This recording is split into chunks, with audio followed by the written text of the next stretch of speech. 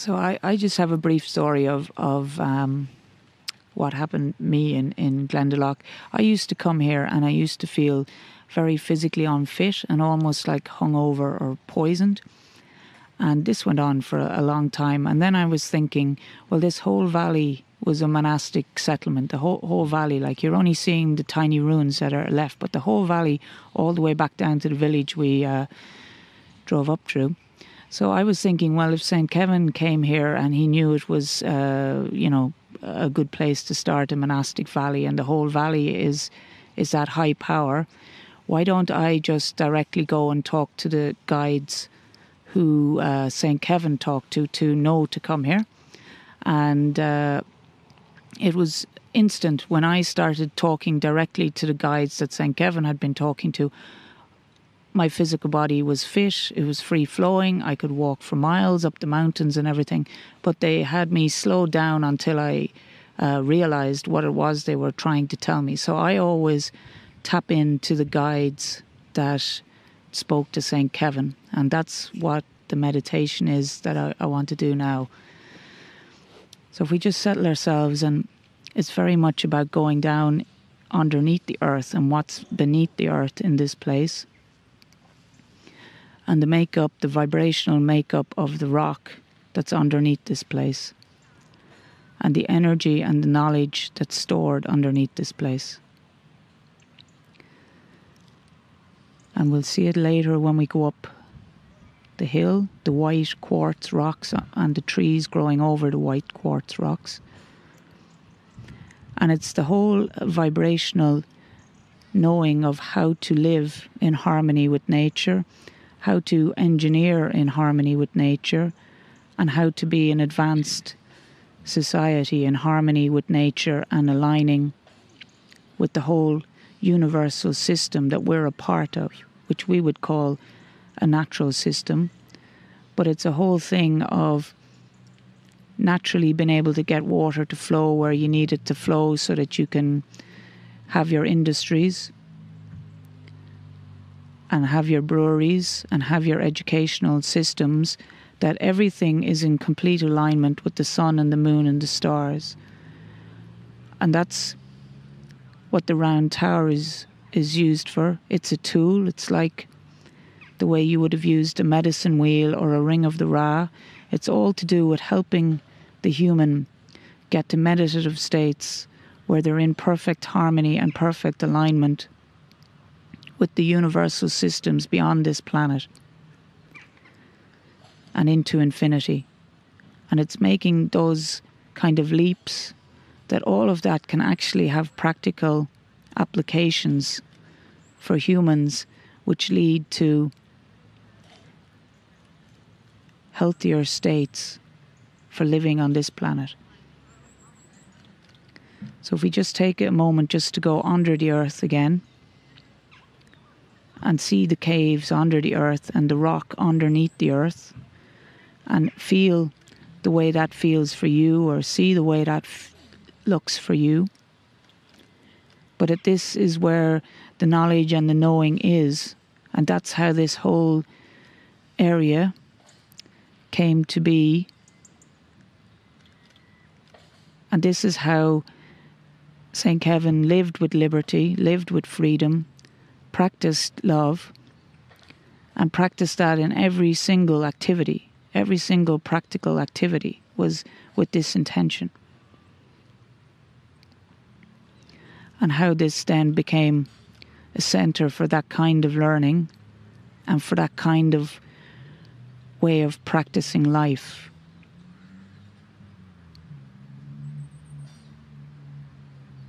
Greetings, dear ones. I am Kryon of Magnetic Service.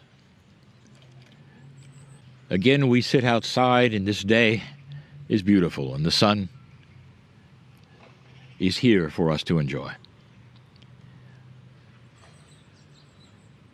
You can hear Gaia, you can hear the birds, you can hear the life.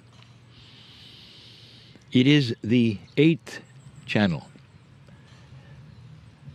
And 8 in numerological terms, in the simplest form, means abundance. There is abundance here. all around you, you might say. The abundance of wisdom, of teaching. I want again to make some comparisons today to both Gaia, that is the planet, the earth, and humanity. And if you took a look at the message today, you would say it would be the message I gave 26 years ago. The message is always the same with different words. But the message is now more acute, that is to say, it's sharper, because of the shift of humanity that is occurring. And part of the shift of humanity is that which is allied with nature, that which is allied with the planet. It is no mistake that we sit today in that place you call Ireland, where it's all about the planet and the multidimensional things that you feel here as you sit here. It's different than other places, and this is the time to teach an alliance, a harmony that you may really not be aware of. You may not even be aware of what the planet does. Humans are so removed quite often from the bigger picture of who Gaia is. And the alliance is more than just feeling good. Perhaps it's even for life itself. Let's look at the planet in 3 different areas, and then briefly I'll ask you to do the same.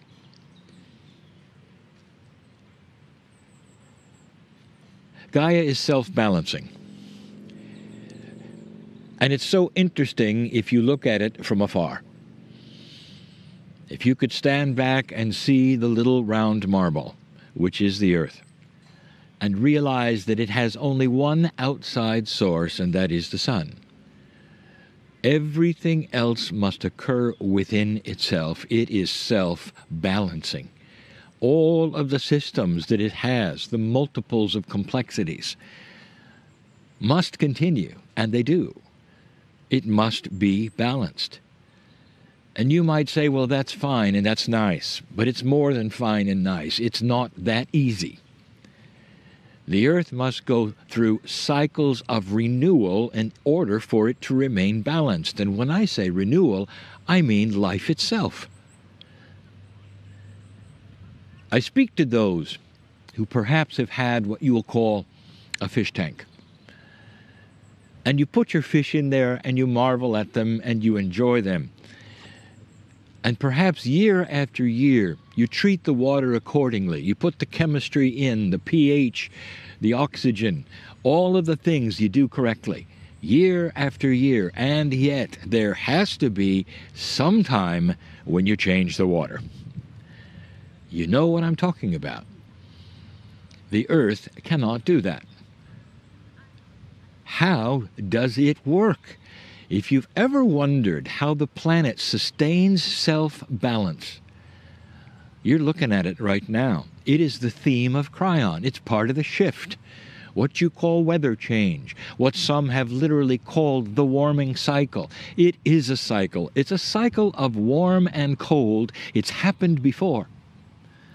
Now, humans haven't been around long enough to record this cycle accurately and know that it's natural. And so humans are very excited. They see things starting to shift. They believe they've caused it themselves. They have not. This has happened over and over and over. Listen, dear ones, the Earth does some startling things you may not even be aware of in order to balance itself. It will create life and death on the planet, and renewal is the result. With warm and cold, sometimes it will kill its own fish and wipe out its own reefs in order to start again. And in the restart, the nutrients are there fresh. It's not an old system that tries to build on itself. Sometimes it has to be wiped out in order to start anew. This is the cold and the warm cycle of the planet. It's not something that humans are responsible for. If you weren't here, it would have happened anyway. Now we're careful here, and we say it to everyone.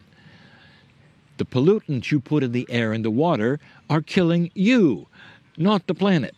The planet is very self-sufficient. Give it enough time, it'll clean it all up. Don't do it. It's going to kill you. The planet is resilient and will self-balance. This is what it does. In the self-balancing of this globe, this beauty, it then creates a static energy. And we're going to talk about that in a minute, which would be number 3. A self-balancing earth is one that is at peace with itself. Number 2, earth is self-repairing. And it does things you might not expect. It does them so elegantly that not necessarily would you realize that it's even doing it. Let me give you an example. Something that very few humans even think about. Long before humanity, there were tremendous oil spills in the ocean. And you might look at this and say, well, was that from space creatures that came down? No, it bubbled up from the bottom of the sea, where today you find and drill for oil. It bubbled up all by itself, millions of what you call barrels, all over the ocean. It was a common occurrence. Think about it. Ask a geologist whether it's possible to have natural oil spills, and they will say, of course. Now, what happened was bioremediation. The planet knows how to clean up its own oil spills. And as proof of this, when humans accidentally do it, the ecology returns faster than anyone will project. That's just one example. It repairs itself. When a forest becomes too dense, and it often will because growth is that way, if the trees are too close together, when disease is carried by insects, when the roots start to rot because they cannot get room, the answer is electricity. Lightning then will cause the fires and will wipe out the forest. And it will grow again. And from the burned trees comes life that only fire can bring. It repairs itself.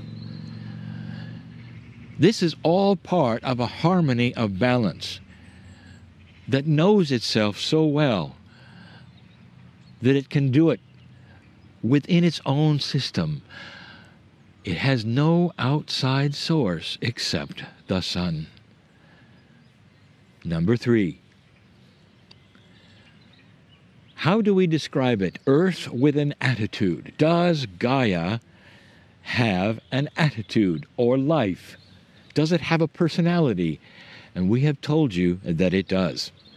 Almost like a living, breathing thing, multidimensionally, this planet is alive.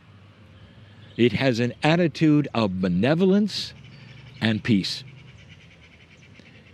You sit in a beautiful field of grass. The sun is coming and going as the clouds move by. The birds are enjoying it, and you listen to them. It's peaceful. This is Gaia's natural state. The storms, they come and go, but the natural state of Gaia is harmony, balance, and peace. Now listen to this carefully. The master teacher is Gaia. What does it want to say to you at this moment? Listen carefully. Gaia does not argue with itself. Gaia is not in conflict with itself. It is not in conflict with its own systems. It doesn't face off in a hierarchy and decide what part of it is in charge of another part. It is always balancing itself, and the balance always is benevolence and peace. What does the master teacher have to say to you today about number 3? If you are going to emulate and survive on this planet, you're going to have to listen to the teacher. Let's look at the human being. You are self-balancing. You're built to be self-balancing. All through your life, you're built this way. So that your consciousness will understand when there is drama or confliction or worry or fear, and be able to then get together and self-balance itself through the knowledge of the one source you have, and it's not the sun. You are connected to the creative source. That is the one thing that is outside of yourself that you can emulate and look at. Like the earth uses the sun, you use the great central sun. That is to say, the creative source in you creates self-balance if you'll allow it. Now that's the design of the human. That's not necessarily how you act. Or is it? It's the invitation from the great teacher who was looking at you and saying, look, you are completely and totally alone in the system. Your system from head to foot is enclosed. And it can be self-balancing. Number 2, can it repair itself? It is designed to repair itself. It is designed to rejuvenate, just like the planet. There are so many systems of your body that repair itself, and yet you go to outside sources. Let me tell you where the best source of self-balance and repair is. It is in the botanicals of this planet, period. This planet can give you youth. It can give you health. It can extend your life. There will be, if there is not already, there is some of it, but not already, is there a plethora of information about what works and does not work for the human body for sustenance. What you do is manufacture your food for taste instead of for health. Did you know that some of you have an akash that craves different kinds of foods from different parts of the planet, and yet you continue to eat only what your culture gives you? Did you know that you could extend your life, maybe even double it, if you would start analyzing what is it from Gaia that you could eat that your cellular structure would just not only enjoy and love, but nourish itself, and youth. And youth. In other words, you can slow down your aging. Is it possible that what you eat actually creates aging? Yes. It's more than just toxins, dear ones. It's about the harmony of your chemistry with the partnership of Gaia. The ancients, the natives, would often go into very dense forests and find obscure things growing and study them and put them together with other obscure things in order to extend life, to heal wounds, to repair. And today you do it artificially.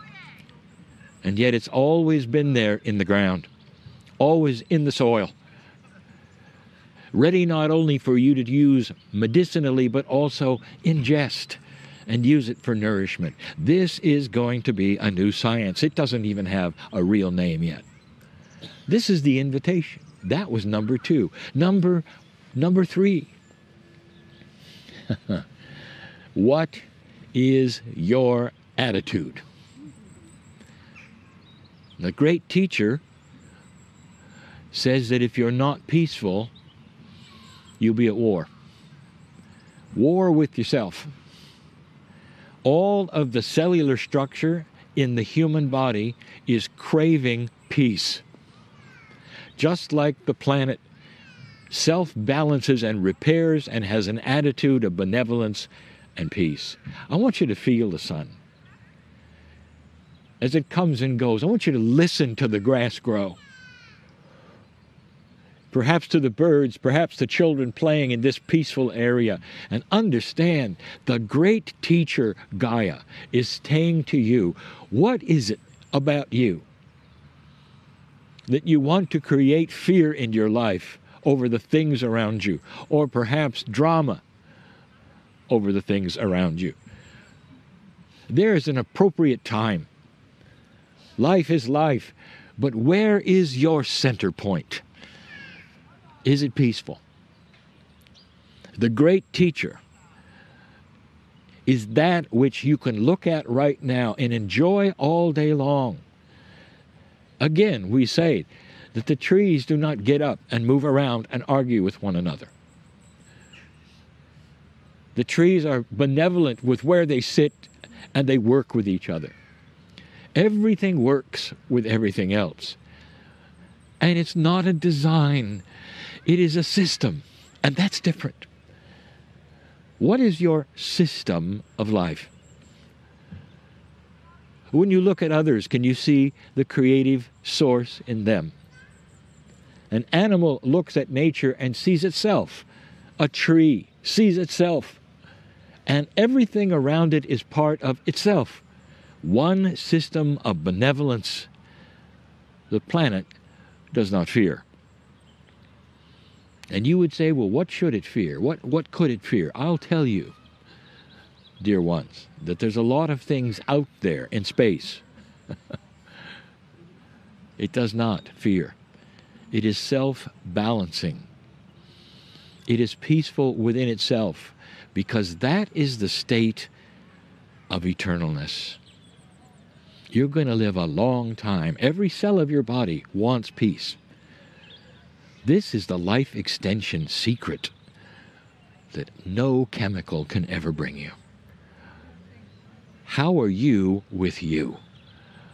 Listen to the master teacher. Walk around today and see, how is the planet with itself? If it could yell at you, it would. And it would yell, be still and know that you're God. That the outside source, the one outside source, like the sun is for the earth, is the great central sun, the source of creation. And that source teaches you peace, benevolence, and compassion, self-balance, and you'll stop aging. Every cell of your body, chemically, yells. It wants peace. Do you argue with yourself? Don't answer that. And if you do, you're not connected with the teacher. That's enough for now. Enjoy this day as you walk among that which wants to teach you. And so it is.